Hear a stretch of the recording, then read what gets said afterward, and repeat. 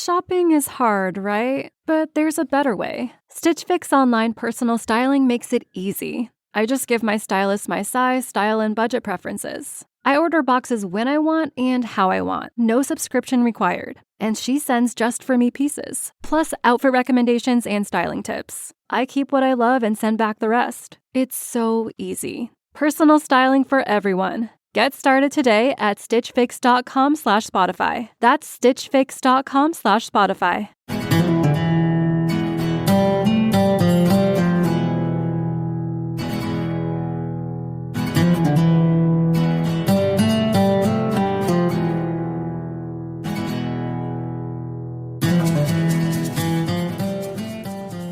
Hello everybody, this is Fortune's Wheel, a podcast history of the late Middle Ages, and I'm Jonathan.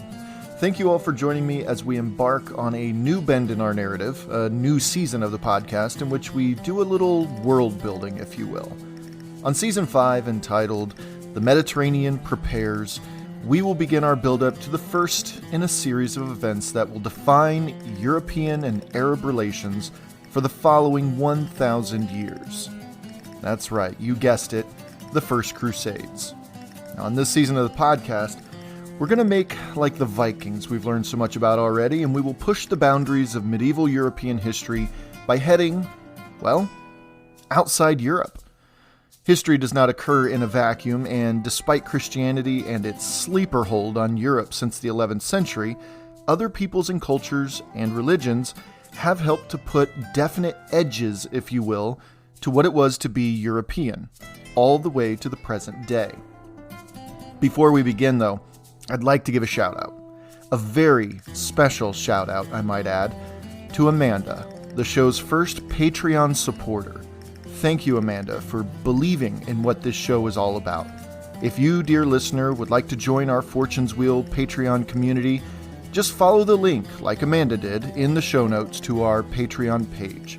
And I should add that we have a handful of Patreon members-only episodes already published, and we have just launched a new series on the early evolution of Poland. Again, available for just a few bucks a month. Okay, so onward and upward, shall we? Today's episode, episode 55, is entitled Scattered Pearls. I hope you enjoy the show.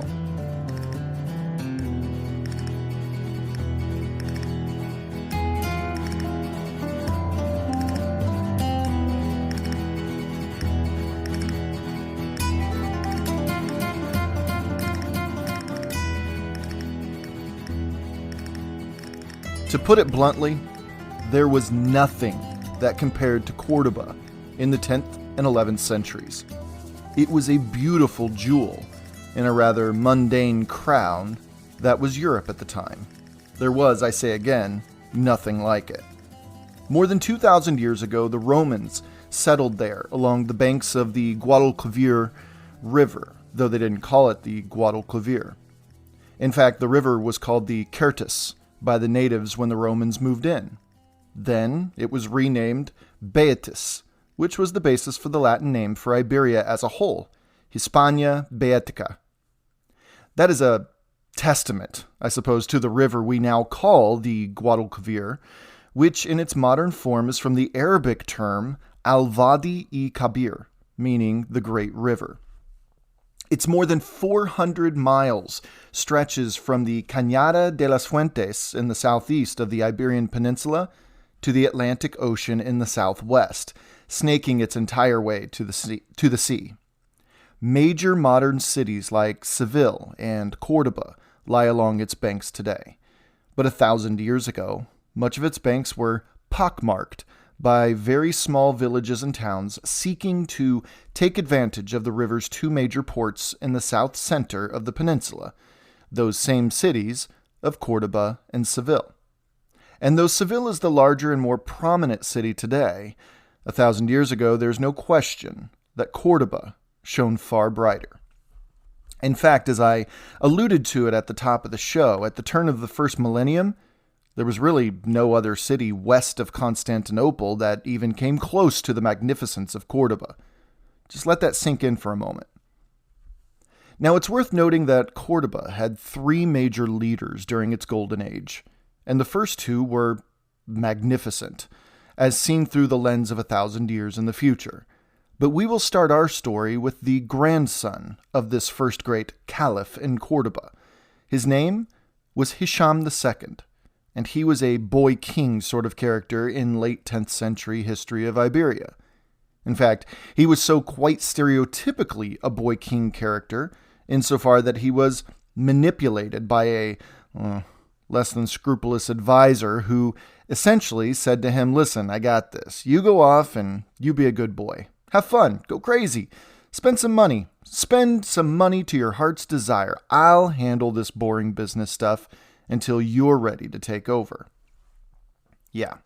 Well, as the age-old story goes, Hisham never really was given the chance to take over because this advisor kept the young caliph locked up in his palace with all the luxuries that he needed, and he fulfilled every desire as he possibly could. Hardship brings out the best of us, and the best of us usually resembles the discovery of what we truly are capable of. Overcoming such hardships is what allows the human potential to emerge. Am I right? Well, this advisor, by not showing the young ruler the hardships of ruling over a kingdom, kept Hisham happy and oblivious, by and large. So with the true ruler tucked away and comfortable, this advisor could run the show with no real authority over him. This advisor's name was Muhammad ibn Abi Amir, but he quickly, after the defeat of Hisham's father's favorite general, who, by the way, was also Hisham's son-in-law, his name was Ghalib al-Nasiri, in 981, well, this advisor took over with a new name. History knows him today simply as al-Manzur, which in its original Arabic was al-Mansur ibn Allah, translated to victorious by the grace of God. Now this Ghalib guy is a pretty interesting guy too, so I don't want to just gloss over him. Ghalib al-Nasiri was a Slavic slave, actually, indicating the Muslim trade in slaves was securely active in this time period. As I said on the podcast before, slavery was rampant during these centuries surrounding the turn of the millennium. It wasn't just the Scandinavians and the English and the Rus and the Byzantines who had a stranglehold on the slave markets across medieval Europe. No. In fact, Muslims from Córdoba to Baghdad engaged in the market just as vigorously. And as we'll soon see, sub-Saharan West Africans are also documented to have participated in the buying and selling of humans across the same markets as their northern neighbors. So, this Ghalib guy.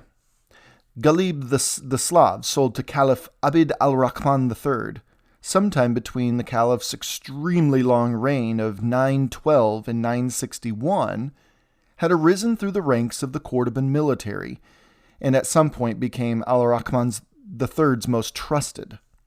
Ghalib was so trusted that al-Rahman III let this white Slavic man marry his own daughter. At first, this was an affront to the ruling elite in Córdoba. However, Ghalib quickly earned everyone's trust to some extent, as constantly coming through for the rising Córdoban military supremacy on the peninsula. That is, again, until 981, when the now 80-some-year-old General Ghalib rode into battle against the man who would soon be called al-Manzur by his Christian Iberian adversaries. Things seemed to be going well for the old general.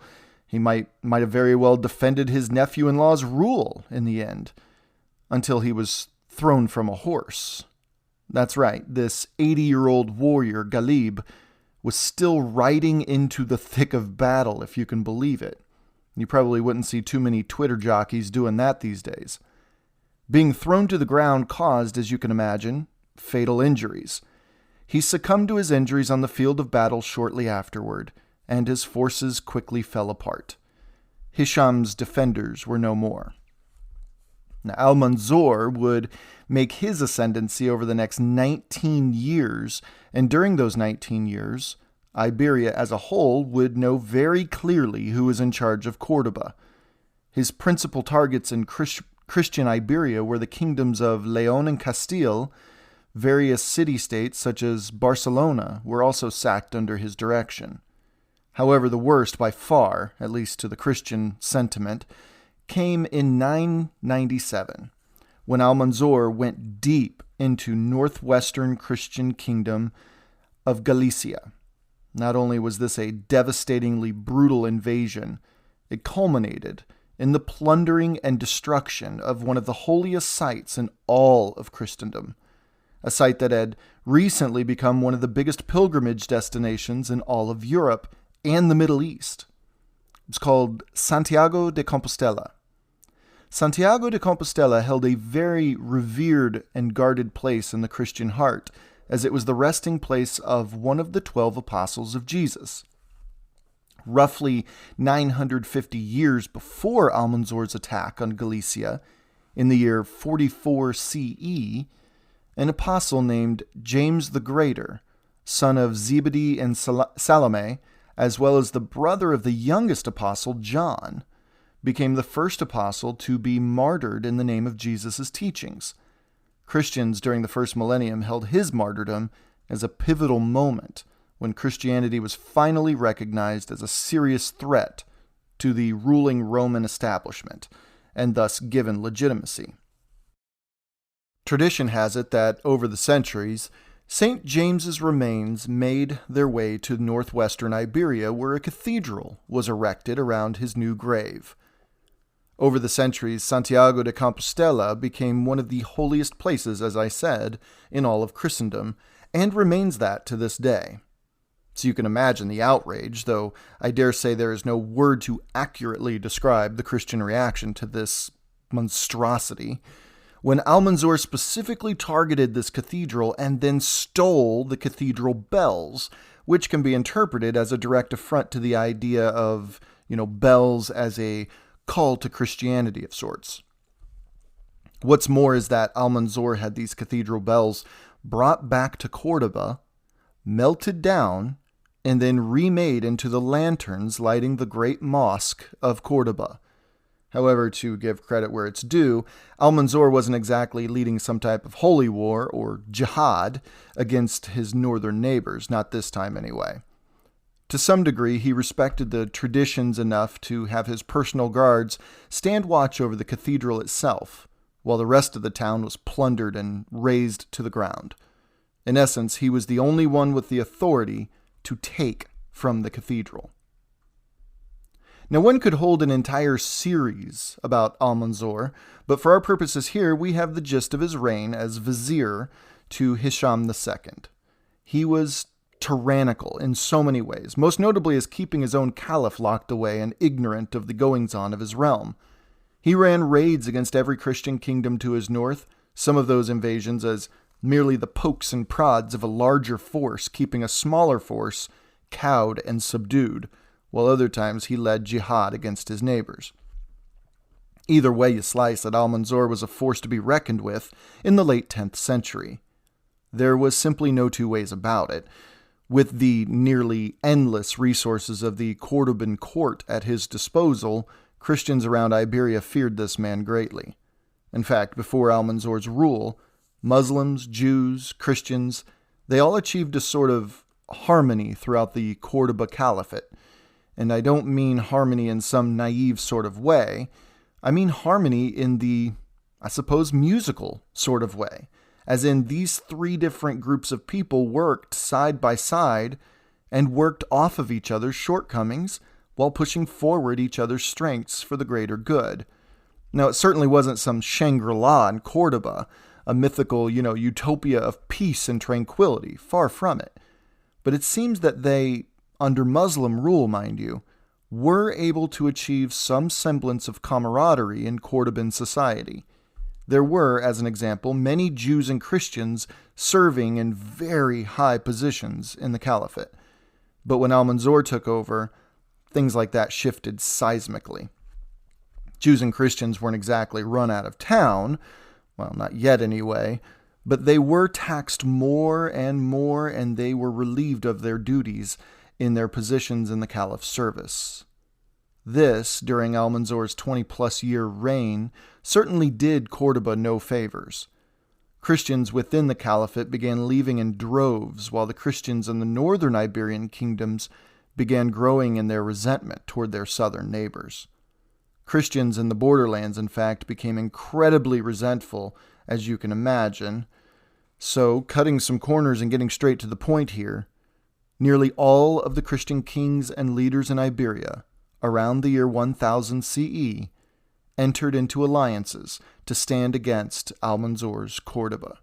This would spell the beginning of the end for the vizier.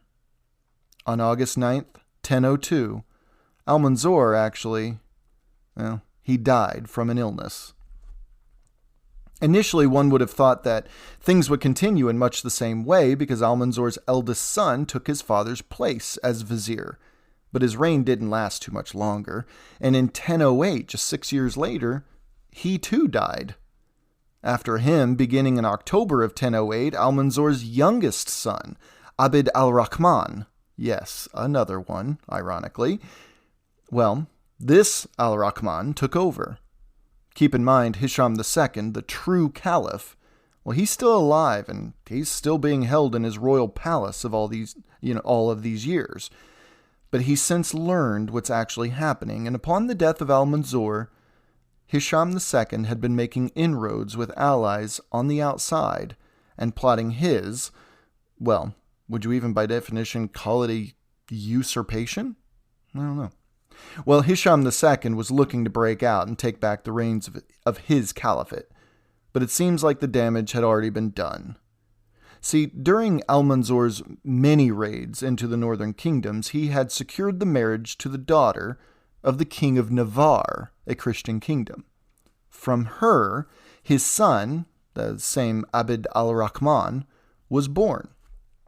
Now, Abd al-Rahman, this new vizier, Almanzor's youngest son again, was half Arab Muslim and half Christian Navarrese.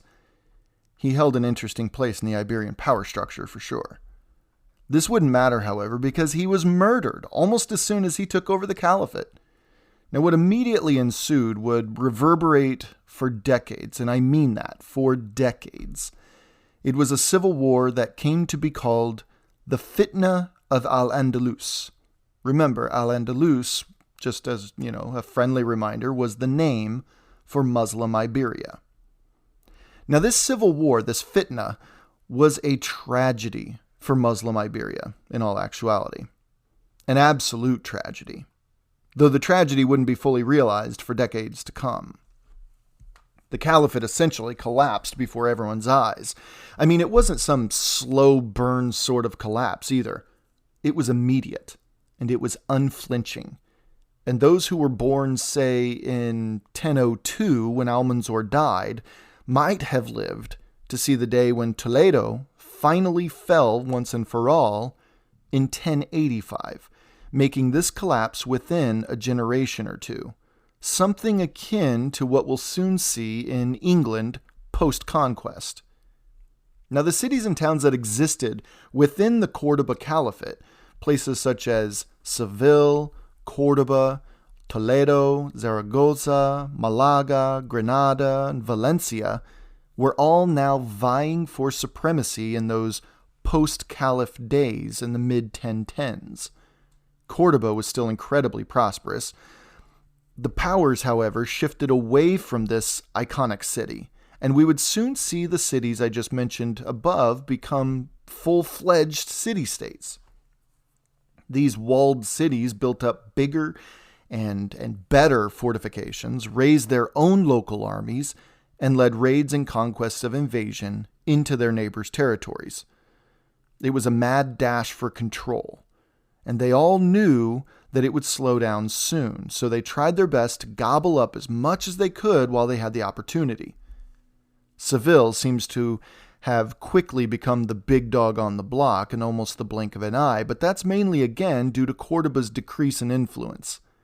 See, Córdoba is in south-central Iberia, just south of the Sierra Morena mountain range, and when the Caliphate collapsed, it took the Christian kingdoms to the north, the ones who had suffered constant harrying by the forces under Almanzor and his sons for the last 3 to 4 decades, Well, it took them no time at all to realize the opportunity in front of them. Toledo was a Muslim stronghold straight north of Córdoba, but even it would change hands over the next several decades.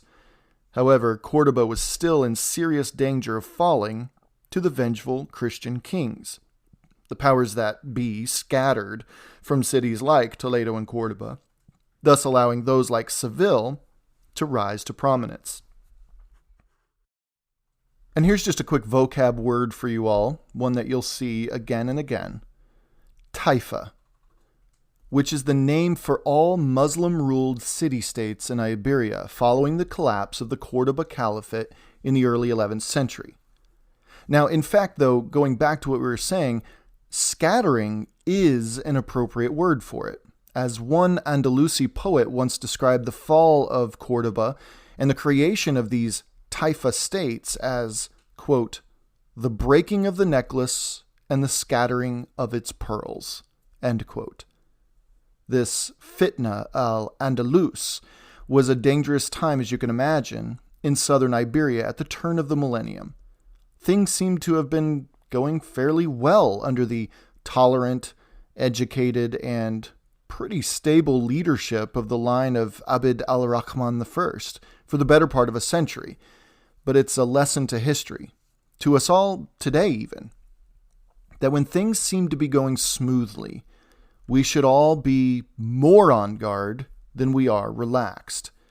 When people's attentions are elsewhere, off of the things that allowed such comfort and wealth and culture in the first place, then you can bet your bottom dollar there's some malevolent force waiting in the wings to swoop in and take advantage of everyone's eyes on their cell phones. When we look at Almanzor's reign as a whole, we see an immensely powerful usurper who took advantage of the opportunities presented to him, and his choice to capitalize on these opportunities for his own personal gain spelled the end to an otherwise prosperous and, comparatively speaking, peaceful rule in Córdoba. It's a sad ending, actually, to such an illustrious beacon of tolerance and light and culture and academic pursuit during the Middle Ages. An event I would personally, armchair quarterbacking, personally put it up there with the burning of the Library of Alexandria in terms of lost potential. Again, a lesson for us all. One person can bring down even the best of human endeavors.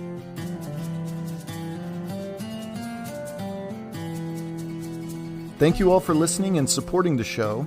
If you enjoy this content and feel others should too, then please head over to Apple Podcasts, Podcast Addict, Google Podcasts, Spotify, Anchor, wherever you download your podcasts, and please leave a 5-star review.